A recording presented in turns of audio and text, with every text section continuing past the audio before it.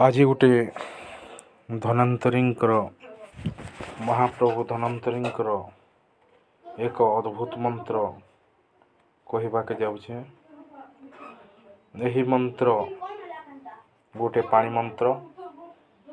यही मंत्र प्रयोग कले समस्त प्रकार रोग निवारण हुए बोली मंत्र थेरापी रे लिखा अछि।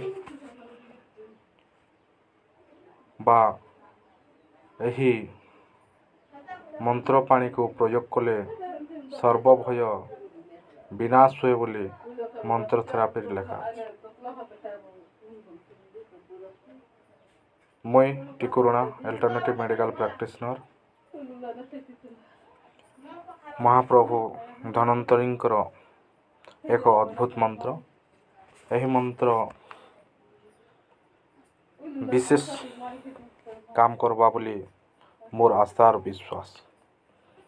तेणुक मुई यही मंत्रटी को वीडियो माध्यम रे यूट्यूब रे छाड़ुछि। यही मंत्र को 108 जेन व्यक्ति यह मंत्र सिद्ध करने को चाहूथी ताहले 108 थर 108टा जेकोसी फूल के नहीं करी मंत्र सिद्धि कर पार। महाप्रभु धन्वंतरींकर मंत्रटी कहूछि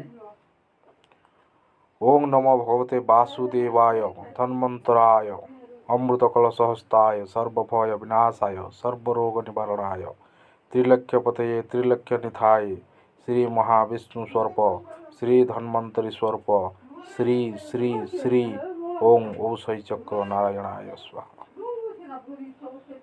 आर पर मंत्र कहूँ ओम नमः भगवते वासुदेवाय धन्वंतराय अमृत कलशहस्ताय सर्वभय विनाशाय सर्वरोग निवारणाय त्रिलक्ष्य पथाय त्रिलक्ष्य निधाय श्री महाविष्णु स्वरूप श्री धन्वंतरी स्वरूप श्री श्री श्री ओम औषधि चक्र नारायणाय स्वाहा।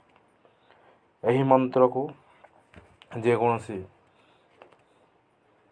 साध्य रोग असाध्य रोग दुरासाध्य रोग पीड़ित व्यक्ति माने पानी किछि पानी नहीं गोटे ग्लास रे यही मंत्र को 7 थर किंबा 9 थर अभिमंत्रित करी जल को पीबे 3 रे 2 थर पीबे। किछि दिन परे निश्चय सब प्रकार रोग दूर हेबा बोली मोर आशा और विश्वास। तेणु करी यही